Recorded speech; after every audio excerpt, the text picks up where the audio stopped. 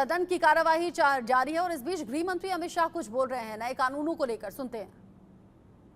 अपना काम करना चालू करेंगे तब अंग्रेजों के बनाए हुए कानून निरस्त होकर भारत की संसद ने बनाए हुए कानून आएंगे। दंड की जगह न्याय लेगा, देरी की जगह स्पीडी ट्रायल और स्पीडी जस्टिस मिलेगा। और पहले सिर्फ पुलिस के अधिकारों की रक्षा की गई थी, अब पीड़ितों के अधिकारों की रक्षा और जो कंप्लेनेंट है इसके भी अधिकारों की रक्षा करने का काम होगा। तो एक नए नजरिए के साथ ये तीनों कानून आज सुबह से ही मतलब कल मध्य रात्रि से काम करना शुरू किए हैं। अब इंडियन पिनल कोड, जिसको आईपीसी कहते थे, 1860 से जो कानून था, इसकी जगह बीएनएस भारतीय न्याय संहिता आएगी। क्रिमिनल प्रोसीजर कोड, जिसको सीआरपीसी कहते थे, जो 1898 से अमल में था, इसकी जगह भारतीय नागरिक सुरक्षा संहिता बीएनएस आएंगे। और इंडियन एविडेंस एक्ट 1872 से जो इस देश की क्रिमिनल जस्टिस सिस्टम को गवर्न करता था, इसकी जगह भारतीय साक्ष्य अधिनियम बीएसए लागू होगा। तो बीएनएस, बीएनएसएस और बीएसए के लागू होने से पूरी न्याय प्रणाली का आपराधिक कानूनों की पूर्णतया इसके अंदर हम कह सकते अब भारतीय आत्मा है। इसके ढेर सारे प्रावधान ऐसे किए गए हैं जिससे कई समूहों को फायदा होगा। कई सारी दफाएं जो अंग्रेजों के समय से विवाद में रही, इसको हटाकर आज के समय के अनुकूल धाराएं जोड़ी गई है। और कई सारी ऐसी चीजें जिससे भारतीय नागरिकों को परेशानी थी, इसको हटाकर नए प्रावधान किए गए हैं। सबसे पहले हमने इसमें हमारे संविधान के स्पिरिट के तहत दफाओं की और चैप्टर्स की प्रायोरिटी तय की है। सबसे पहली प्रायोरिटी महिलाओं और बच्चों के अपराध को दी गई है और मैं मानता हूं कि ये करने की बहुत समय से पहले जरूरत थी। एक पूरा अध्याय इसमें जोड़ा गया है जिसमें 35 धाराएं हैं और 13 प्रावधान हैं, जिसमें गैंग रेप के लिए अब 20 साल की सजा या तो कारावास, आजीवन कारावास, नाबालिग के साथ बलात्कार में मौत की सजा, झूठा वादा पहचान छिपाकर शोषण करने वालों के लिए भी अलग से अपराध बनाया गया है। पहले सुप्रीम कोर्ट के जजमेंट से चलता था। पीड़िता का बयान उसके घर पर महिला अधिकारियों की उपस्थिति में और अपने परिजनों की उपस्थिति में लेने का भी प्रावधान किया है। और इसके साथ साथ ऑनलाइन एफआईआर की व्यवस्था से भी ढेर सारी उत्पीड़न का सामना कर रही महिला एम्बरेसमेंट से बच पाएगी, ऐसा हमारा मानना है। सालों से देश भर में मॉब लिंचिंग के अपराध के लिए कानून में कोई प्रावधान नहीं था। प्रावधान करने की मांग होती थी। पहली बार मॉब लिंचिंग को परिभाषित किया गया है। नस्ल, जाति, समुदाय, लिंग, जन्म स्थान, भाषा और अन्य कारणों से जो मॉब लिंचिंग होता है, इसमें 7 वर्ष के कारावास से लेकर मृत्यु की सजा और आजीवन कारावास तक इसके अंदर जोड़ा गया है। तो एक बहुत बड़े समय से जो मांग थी वो पूरी होने जा रही है। राजद्रोह एक ऐसा कानून था जो अंग्रेजों ने अपने शासन की रक्षा के लिए बनाया। चाहे महात्मा गांधी हो, चाहे तिलक महाराज हो, चाहे सरदार पटेल हो, सभी लोग यही कानून के तहत 6-6 साल की सजा काटे थे। इसी कानून के तहत केसरी पर प्रतिबंध लगाया गया था। वो अपने राज्य की सुरक्षा के लिए अंग्रेजों ने बनाया हुआ कानून था। राजद्रोह को हमने जड़ से समाप्त कर दिया है और देश विरोधी हरकतों के लिए नई धारा लेकर आए हैं। पहले सरकार के खिलाफ स्टेटमेंट देना गुनाह था, अब भारत की एकता और अखंडता को क्षतिग्रस्त करने के लिए ये कानून अमल में आएगा। तो आज़ादी के इतने सालों के बाद ये कानून में बदलाव हुआ है, जो एक बहुत बड़ा परिचायक है हमारे संविधान के स्पिरिट का। मैं आप सभी के सामने बड़े विश्वास के साथ कहता हूं कि ये तीनों कानूनों के पूर्ण स्पिरिट के साथ देश भर में लागू होने के बाद ये कानून सबसे आधुनिक न्याय प्रणाली का सर्जन करेंगे।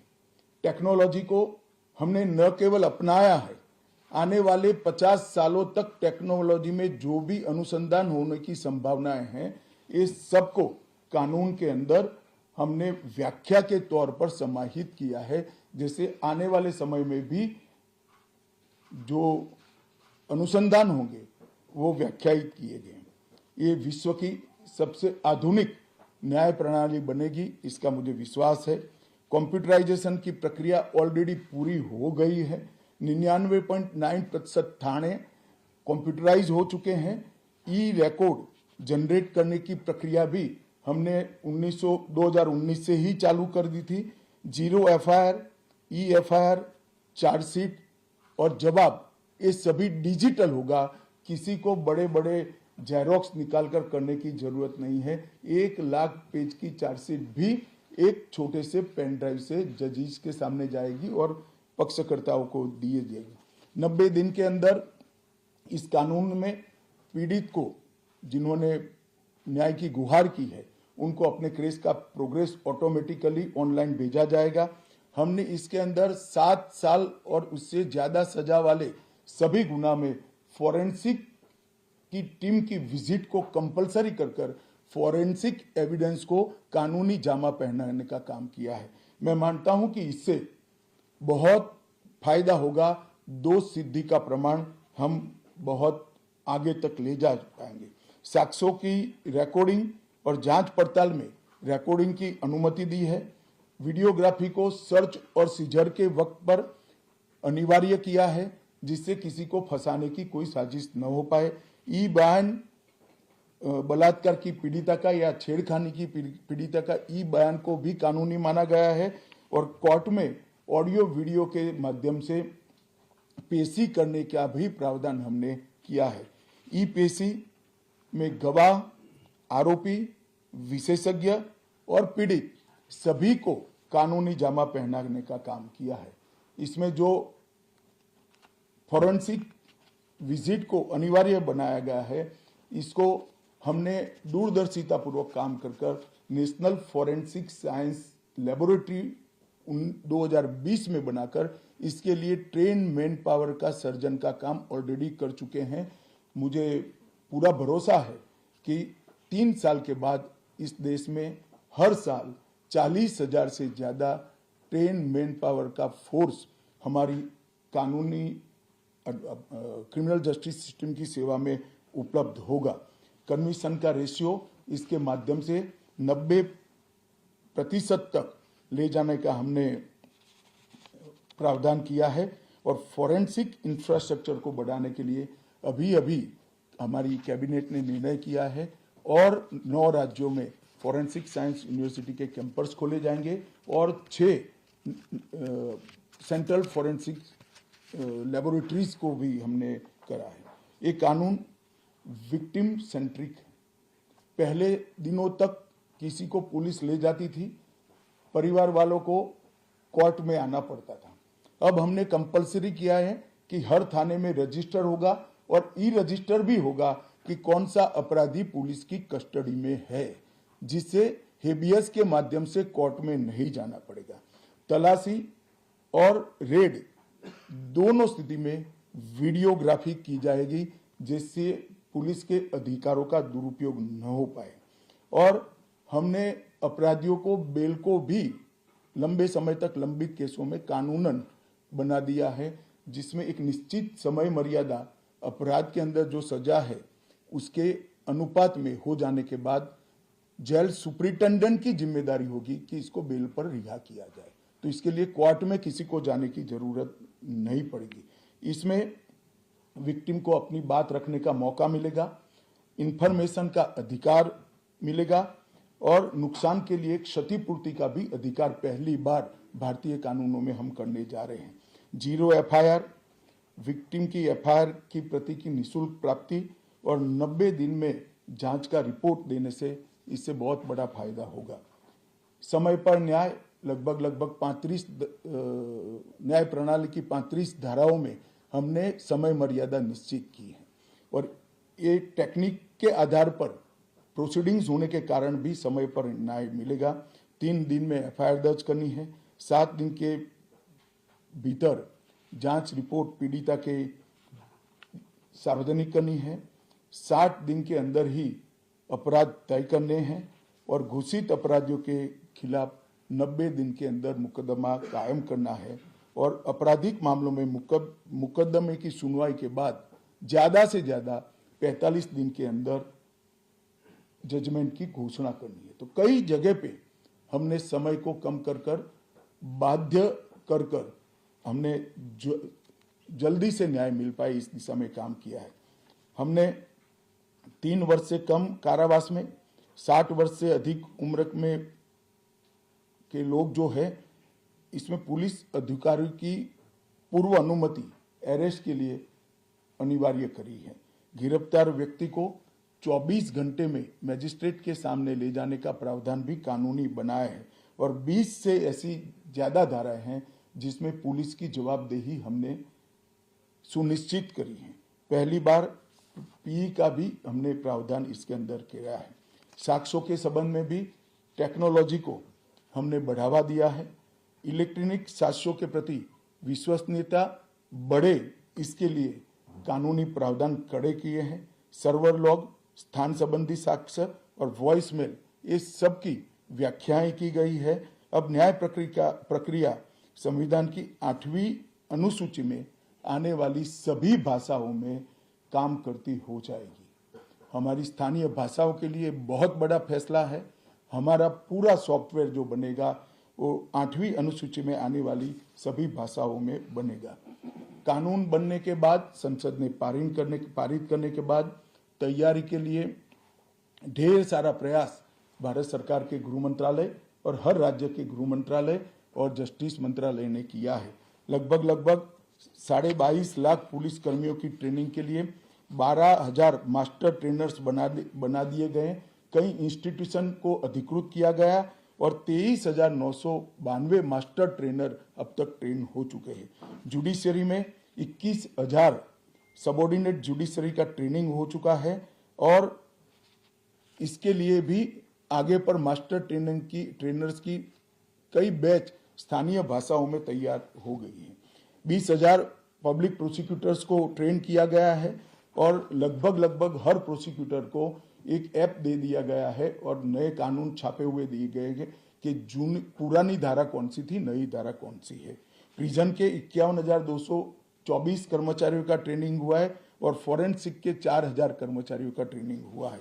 कुल मिलाकर ट्रेनिंग की संख्या पुलिस में 6 लाख, प्रोसिक्यूशन में 4,000, जुडिशरी में लगभग 20,000, फॉरेंसिक में भी 4,000 और प्रिजन में 10,868 मास्टर ट्रेनर अभी काम कर रहे हैं।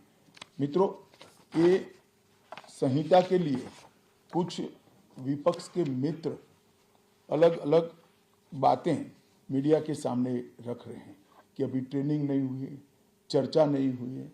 मैं आप सभी को बताना चाहता हूं कि लोकसभा में कुल मिलाकर 9 घंटा और 29 मिनट चर्चा हुई है। 34 सदस्यों ने इसके अंदर पार्टिसिपेट किया है। राज्यसभा में 6 घंटा और 70 मिनट चर्चा हुई, 40 सदस्यों ने पार्टिसिपेट किया है। एक ये भी झूठ चलाया जा रहा है कि सबको बाल निकालने के बाद ये बिल लाया गया। बिल बिजनेस एडवाइजरी कमेटी में पहले से निश्चित था। मेरा ये स्पष्ट मानना है कि 14 तारीख से ही विपक्ष ने सदन का बहिष्कार करने जैसी हरकतें करी थी और शायद वो हिस्सा लेना नहीं चाहते थे और दोनों सदनों में 14 तारीख में लोकसभा में 96 और राज्यसभा में 46 सदस्यों ने ऐसी हरकतें की जिससे पीठासीन अधिकारी उनको बाहर करने के लिए मजबूर हो जाए। फिर भी एक ऑप्शन था। ये बहुत बड़ा दूरगामी परिणाम लाने वाला कानून था। वो एक कानून के लिए स्पेशल अंदर आकर चर्चा में अपना मत रख सकते थे। इसके पहले भी मैंने 2020 में सभी सांसदों को पत्र लिखकर उनके सुझाव मांगे थे। सभी मुख्यमंत्रियों को पत्र लिखकर उनके सुझाव मांगे थे। सभी सुप्रीम कोर्ट के सम्मानीय न्यायाधीशों को पत्र लिखकर उनके सुझाव मांगे थे। सभी हाई कोर्ट के चीफ जस्टिस को पत्र लिखकर सुझाव मांगे थे। गृह सचिव जी ने सभी आईपीएस अफसरों से सुझाव मांगे थे, सभी कलेक्टर से सुझाव मांगे थे और ये सब सुझाव मिल मिलाकर मैंने खुद अधिकारियों की बैठक को अलग करे तो मैंने खुद 158 बार इसकी मीमांसा कर बैठक कर विचार कर एक बिल बनाया। ये बिल को भी संसद ने ऐसे ही पारित नहीं किया है। गृह विभाग की समिति के पास ये बिल को भेजा गया। 2.5 महीना या तो 3 महीना इस पर विशद चर्चा हुई। सभी दल के सांसदों ने इसके अंदर हिस्सा लिया है, अपने सुझावों को रखा है। 4-5 पॉलिटिकल स्टाइल के सुझाव छोड़कर मैं दावे से कह सकता हूं हर सुझाव को समाहित कर 93 बदलाव कर बिल को फिर से कैबिनेट ने पारित किया और पारित करने के बाद सदन के सामने रखा गया। इतने बड़े सदियों के बाद हो रहे सुधार को पॉलिटिकल कलर देना मैं मानता हूं ठीक नहीं है। मेरे तो सभी विपक्ष के साथियों से विनती है, पॉलिटिक्स करने के ढेर सारे मुद्दे हैं, आराम से करिए पॉलिटिक्स, कोई चिंता नहीं, हम भी जवाब देंगे। मगर ये कानून देश के 140 करोड़ नागरिकों को संविधान का जो स्पिरिट है, न्याय और आत्मसम्मान, वो समय पर दिलाने की एक एक्सरसाइज है। तो आप सभी लोग इसमें कोऑपरेट करिए और मैं मानता हूं कि जिसको भी कुछ कहना है, मेरा दफ्तर हमेशा खुला है, मैं अवेलेबल हूं। मिलने से पहले रोड पर जाना मैं मानता हूं ठीक नहीं है। चर्चा करनी चाहिए, कुछ भी हो बात करनी चाहिए और मेरा स्पष्ट मत है जो मैं आज बेबाक तरीके से आप लोगों के सामने रखना चाहता हूं। रिकॉर्ड के आधार पर कह सकता हूं मैं, भारत के आजादी के बाद किसी भी कानून पारित कराने के लिए इतनी लंबी चर्चा का प्रोसेस नहीं हुआ है। ये मैं रिकॉर्ड पर कहने के लिए तैयार हूं। 4 साल तक इस कानून पर विचार हुआ और अगर आपको अभी भी कुछ कहना है तो आप जरूर आइए, मैं सुनने के लिए तैयार हूं। मगर कृपया इस कानून को पब्लिक तक इसकी सेवा करने देने का मौका देना चाहिए। समय पर न्याय मिलेगा तो देश का भला होगा। संविधान की सुरक्षा और आत्मसम्मान की भावनाओं को नागरिक प्राप्त कर पाएंगे तो देश का भला होगा। और सबसे बड़ा बदलाव है, हमने थोड़े धैर्य के साथ टीथिंग प्रॉब्लम को देश की जनता ने भी बड़े धैर्य के साथ लेकर सिस्टम को सुधारने का मौका देना चाहिए। और मैं सभी दलों से भी कहना चाहता हूं कि राजनीति से ऊपर उठकर आप इसका समर्थन करिए और जो भी सुझाव जनता के हित में है लेकर आइए। हम इस पर चर्चा करने के लिए तैयार हैं। आप लोगों के मन में कोई बात है तो आप जरूर पूछ सकते हैं। सर, मैं नीरज पांडे हूं, एबीपी न्यूज़ से। मेरा सवाल है सर, पहले के कानून में किसी भी आरोपी को जब गिरफ्तार किया जाता था तो 15 दिन के रिमांड की व्यवस्था थी। अभी जो नया कानून है उसमें गिरफ्तारी के 60 दिनों तक कभी भी या तो एक साथ या हिस्सों में बुलाकर रिमांड पे लिया जा सकता है। इससे फायदा क्या होगा? नहीं, मैं आपको समझाता हूँ। ये भ्रांति फैलाई गई है कि रिमांड का समय बढ़ाया गया है। मैं स्पष्ट कर देना चाहता हूं कि नए कानूनों के तहत, बीएनएस के तहत रिमांड का समय 15 दिन का ही है। मैं आप लोगों के सामने डिटेल में बताना चाहता हूं। आरोपी को आज पुलिस ने कस्टडी में लिया, कोर्ट ने रिमांड दे दी और आरोपी अस्पताल में भर्ती हो जाता है और 15 दिन तक अस्पताल में रहेगा तो क्या इसकी पूछताछ ही नहीं होगी? पूछताछ करनी चाहिए या नहीं करनी चाहिए। इसलिए हमने प्रावधान किया है कि 15 दिन की अपर लिमिट के अंदर, 60 दिन की अपर लिमिट के अंदर पुलिस इसका रिमांड ले सकती है।